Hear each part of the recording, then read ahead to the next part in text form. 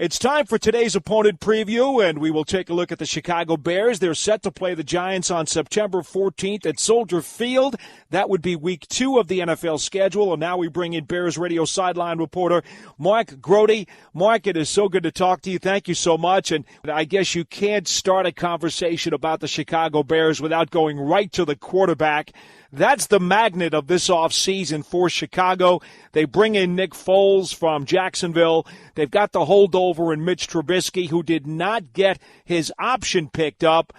Okay, Mark, how is this whole thing going to play out? We're still looking forward to seeing exactly how it does play out, because with the off-season program having already been compromised and the Bears just getting together via Zoom, the head coach, Matt Nagy, has basically admitted that there has been no competition as of yet. So the plan, hopefully, obviously, is to get on the field in training camp, assuming that there will be one, and that would be the point at which you would see these two guys go at it. I think the belief is that right now, if you look at it, even Nick Foles has a slight edge. I mean, they brought him in there. They've made a trade to get him in here.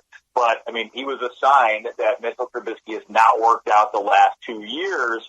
However, we got a chance to talk to Mitch Trubisky very recently, and he's talking tough at this point. He's talking about how it's still his team. He's talked about how he's worked out with several of the Bears' offensive players in the offseason, and basically saying he's not going to go down without a fight. So it's going to be interesting to see how it goes down. They're saying it's going to be 50-50, that they will play more in the preseason. Matt Nagy has held his starters out of the preseason in his first couple of years with the Bears, but a lot of the work will be done there, and it'll be really interesting to see how it plays out.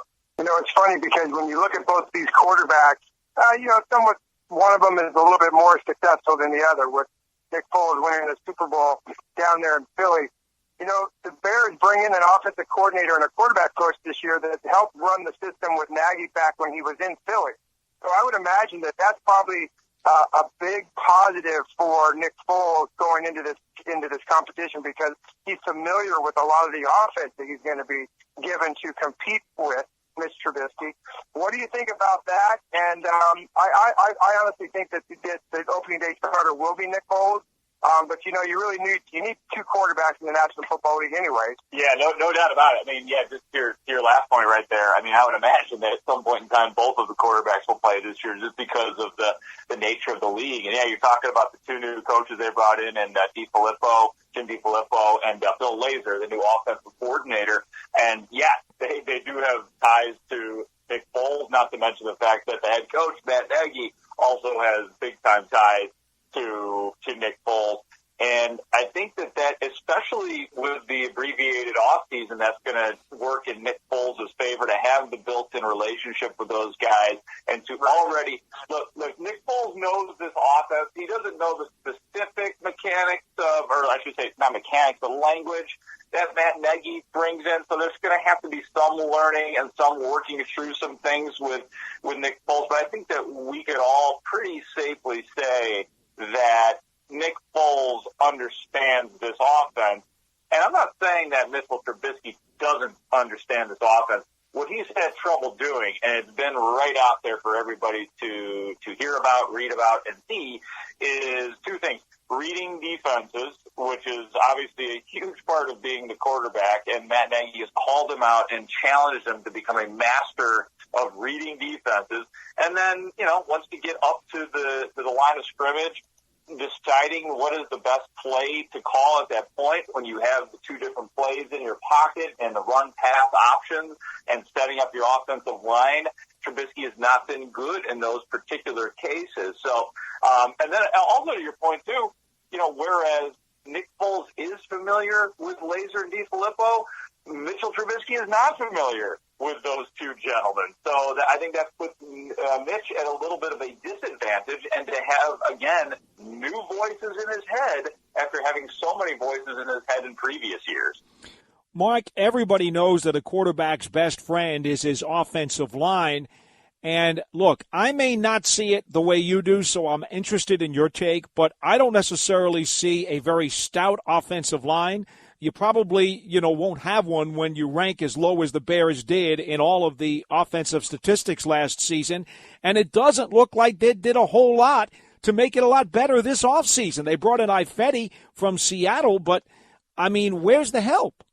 Spot on. The offensive line, let's put it this way, offensive line had a bad year last year. They've got some good players along that offensive line that have thrived in the past, like Bobby Massey and Cody Whitehair. Cody Whitehair, who moved into the center position last year. But for whatever reason, it did not all come together last year. They do, for whatever it's worth, they do have a new offensive line coach this year in Juan Castillo. So they're hoping that maybe that helps in the collective in getting that unit to work as one. There's a guy they drafted a couple of years ago that they moved up for in the second round, and that was James Daniels, kid out of Iowa, who had a pretty good first year, but last year he just struggled to the point where he started the year at center, and he wasn't able to cut it there, so they had to move him back to guard and put Cody Whitehair at the center position.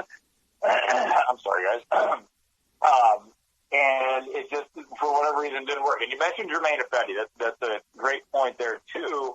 So Jermaine Ifedi is supposed to probably come in and start at that guard position that Rashad Coward, a young project player that worked there last year. But even he didn't have a great year last year. So it makes a lot of us wonder out loud if it's possible that the Bears GM has another move up his sleeve to bring in an offensive lineman. The one big name that's still out there is Larry Warford, who is a three-time Pro Bowler with the Saints, 28 years old.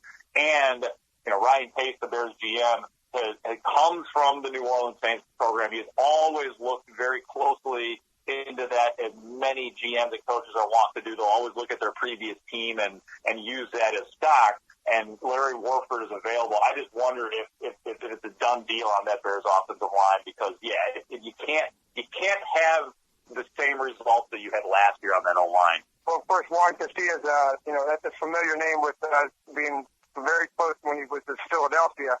You see the connection there with Nagy. We're going to stick on offense and talk a little bit about the tight end position. The Bears brought in Jimmy Graham this year to be the starter. Along with Demetrius Harris from Cleveland, who also played in Kansas City, where Nagy coached. So you're seeing how all this works in the NFL. And then they drafted Cole Kmet, which I believe is what a great draft pick. This guy, I think, has a really good future. Talk to us a little bit about the backup tight end position. Yeah, it's definitely better this year. Last year it was just such a huge disappointment with, the name that you have to circle. The disappointment was with Trey Burton. He was their big money man, the U tight end that came in 2 years ago, had a good year in his rookie year, and then last year just didn't have it, and eventually Trey Burton was released. So you don't have that versatile youth tight end spot. Now you bring in Jimmy Graham, and honestly, when Jimmy Graham was brought in, Bears fans were kind of like shrugging, like, what? Really? What does this guy have left? But he's an immense upgrade relative to what they had last year. So if they use him correctly, he can. I think there is still something. They're still good in Jimmy Graham. Cole Kmet is, that's a very interesting prospect. I don't know if Cole Kmet is a plug-and-play player right away, or I should say a contributor right away, but I think eventually he can be. All the tools are there. The size is there. The football smarts, the book smarts. It seems like he's the full product for sure, but you just have to mold him a little bit, and that's a tough position. And he is, the classic Y inline tight end. So it's going to take some molding to get him right. You mentioned Demetrius Harris, Jeff, and that's a great point. But I think that, Demetrius Harris is just a solid pro who's going to be a Y tight end. I don't think he's going to be, super explosive or anything like that. So you have a better tight ends room this year, but it's one that is still a little bit suspect at this point. When we look at the receivers, we know that Allen Robinson is certainly capable of a 1,000-yard season. He's done it before. But how important is it for Anthony Miller to take the next step and become a dangerous threat for this team? Big time. I mean, he had a good rookie year. And again, this is also, a second-round pick. And I know that we all talk so much about the first-round picks and how they have to produce. And if you don't produce as a first round, you're a bust. I mean, I believe that if you're a second-round pick, you have to be a starter and you have to be a long-time starter in the NFL, and you have to produce. And Anthony Miller's season last year was bad in the first half, poor in the first half. And it seemed like the criticisms of Anthony Miller is that he wasn't quite picking up the offense, maybe not paying enough attention to detail as he needed to. But then in the second half of the season, we started to see his natural talent take over. He had some big games, and I think that will carry over into this season where he started to put it together because there's just too much talent there, and all he needed to do was get into the classroom a little bit more, take it a little more seriously, study a little bit more, and he will be the full product. So assuming that he wants it, I think that it's going to be there for him. And you're right. I'm glad you mentioned Allen Robinson because he's like, when I talk about the Bears offense and their receiving room specifically, Allen Robinson is the only one that you know specifically what he is and what he's going to give you. The rest of these guys are kind of mysteries. So you think they're good, but you're not quite sure. So there's got to be more than Allen Robinson, and Anthony Miller is certainly the guy that you would have to pick to step up. Yeah, and plus you put David Montgomery in the mix there to catch the football out of the backfield. Gives either one of those quarterbacks some nice targets to throw the football to. Well, I need to ask Mark about Tarik Cohen because I just saw some copy, I guess, within the last couple of days where he indicated he felt that he was out of shape last year and is vowing to be in better shape this year. I find it hard to believe that a guy like Tarik Cohen, who badly needs to rely on speed and athleticism, would have ever come into an NFL season out of shape. Yeah, I didn't notice it. I mean, if he says it, then that's fine. Because that's pretty, damning indictment on himself to say something like that. I guess I didn't notice that part of his game. What I noticed about Tarik Cohen last year is that he simply was not used as much as he was in the 2018 year, where he was one of the Bears' most important weapons. This is a guy who might have the most speed on the team. We know that he's done all the damage on special teams, but you want him to become that weapon again that he simply wasn't last year. And a lot of times he just looked lost in the offense for whatever reason, whether it was, Matt Nagy's play calling or the quarterback, or maybe it was Mitchell Trubisky. This is a super talented player that was nowhere to be found and was summarily taken out of game plans by opposing teams' defenses, and you simply cannot have that. And this is a big year for him. I mean, this is a contract year for him. This is the year where if he thrives, you might see the Bears get him to the bargaining table somewhere halfway through the season and start to maybe negotiate a potential extension, or he goes into free agency. So he's got all the reason in the world to come in shape, as you mentioned, and to have a season more like 2018 as opposed to 2019. Yeah, I was gonna touch on him a little bit later in the program, talking about his special teams play, because I wouldn't want to kick to that guy. I mean, he is so dynamic. He's such a better athlete than any of those guys that are down there covering, and he can really be a true force for your team. Paul, I'm going to jump over to the defensive side of the football. You got Chuck Pagano coming in as defensive coordinator now, Mark, and I think that when I was looking at this roster, trying to figure out where the competition and what positions you'll probably see the most competition, and I went right to the cornerback position. After the Bears released Prince Mukamura, you got some new faces opposite of Kyle Fuller. So talk to me a little bit about Artie Burns and Jalen Johnson, the two guys that are going to compete for that spot.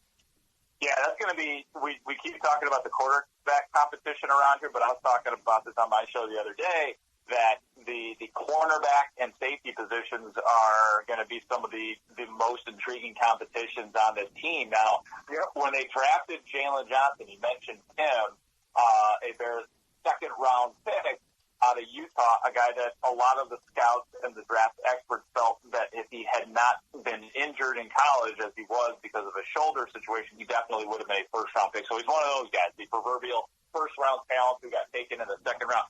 I think that he became immediately the second best or second most talented quarterback on the roster when he was brought in, this side of Kyle Fuller, as you mentioned. But I've been having my doubts lately. Just because, and I only say that because he's a rookie. That's a tough position to learn. I think that eventually Jalen Johnson becomes the starter. I just don't know if it is fair to expect that a rookie comes in with an expedited off season and is expected to cover NFL receivers in this day and age of the NFL, where it is so important to have sturdy corners. I don't know if that's fair. So I don't rule Jalen Johnson out as a starter, but there's one guy too that was the third cornerback, third or fourth, and that was Kevin Tolliver, a kid who played at LSU. He was undrafted, but he came along pretty strong at the end of last year. I don't rule him out. Artie Burns, as you mentioned, he's a former first-round pick. That's a possibility. And then Trey Roberson, too. Trey Roberson's a kid who was a converted quarterback, played quarterback in college, and then converted to cornerback and played in the Canadian League last year. Thrived, was very sought after. The Bears gave him some pretty decent money, so he will compete for the position as well. But it's going to be really interesting to see. The one advantage, though, the Bears have in any secondary position is the fact that they are so strong up front defensively that it makes life a little bit easier for the cornerbacks and safeties. But yeah, I don't think it's as much of a slam dunk for Jalen Johnson as I thought it was the day he was drafted.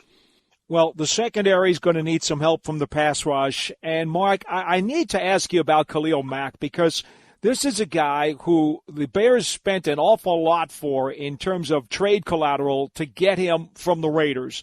You're looking at a guy who comes off of 4 consecutive double-digit sack seasons. And last year, let me just read that stat line just to remind you, 16 games, only 8.5 sacks, 47 tackles, and only 14 quarterback hits.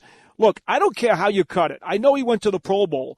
I can't think the Bears are happy with that stat line, and they're going to need a whole lot more to get value for their money. Absolutely. And the thing is, too, about the 8.5 sacks is that he didn't get those until later in the season. So it wasn't like quintessential Khalil Mack where he was getting these impact sacks and tackles for losses and things like that. So absolutely more is expected from him. It was a weird year overall for the Bears. He did not have a great counterpart in Leonard Floyd, who is no longer on the team. You bring in Robert Quinn, and I think that's going to help Khalil Mack's cause a little bit. He was also handled by opposing teams differently than he had ever been before in his career, as in, 3 to 4 guys were attacking him and chipping him and going after him. He's always garnered a lot of attention, but there was, for whatever it's worth, there was more attention given to him last year. Also, a big part of it, too, guys, for Khalil Mack, and I know it just sounds like I'm making excuses for the guy, but, Keem Hicks was gone for most of last season. He was injured early in the season, game 5 or 6, the London game for the Bears, and Keem Hicks is like such a huge part of it. He's the second best player on that Bears defense for sure, and he didn't have that. So, Mack's a superstar, so he's got to be able to play through those kind of things. There's a reason they maxed out with him with the money, so you can't line up too many excuses for him. But here's the thing. I think that he is a guy, he's still young. It's not like he lost a step. So I do think he'll be back. And, you guys mentioned Chuck Pagano, too. I think that, Pagano, was in his first year last year. I think there were some things that Pagano needed to see and this year needs to adjust to. You don't want to see Khalil Mack dropping back in coverage, as we saw him doing, I thought, too many times last year. So I think that is incumbent upon Chuck Pagano to make sure that Khalil Mack returns to being the 10 on a 1 to 10 scale on the superstar scale. Jeff, let me follow up with Mark on one thing, though, because you mentioned Robert Quinn. He resuscitated his career in Dallas last season to have double-digit sacks, but prior to that, it looked like things were really on the down. And Barkevious Mingo coming over from Houston, to me, these guys are gambles. These guys are retreads that they're going to put a lot of responsibility on, and if neither one of those guys come through, you're basically back to Mack being a one-man band again. Yeah, no doubt about it, man. I mean, we've made that point, too, about Robert Quinn with the good year last year, but what happened in the previous years, and he earns this contract. So all those things go into it with Quinn. The thing is that, you had You had Leonard Floyd there last year, and you had Leonard Floyd with Khalil Mack for 2 years. And in his first year, Leonard Floyd and Khalil Mack worked very well together. And Leonard Floyd the reason Leonard Floyd is no longer with the Bears is because he was not able to get to the quarterback and sack the quarterback. And the idea is that they had to find somebody who would be an upgrade from Leonard Floyd. So if you just look at it like that, there's no doubt that Robert Quinn, even if he has 8 or 9 sacks, believe it or not, that is still an upgrade from Leonard Floyd. So, I think in the case of Mingo, he's going to be more of a special teams guy, so they're not really depending on him to do anything big time. But there's no doubt, man, the spotlight is on Robert Quinn this year. If he doesn't have, like, a good year, Leonard Floyd took a lot of criticism around here in the last few years from Bears fans and from the media, and the same thing will happen to Robert Quinn if he is not a good compliment to Khalil Mack.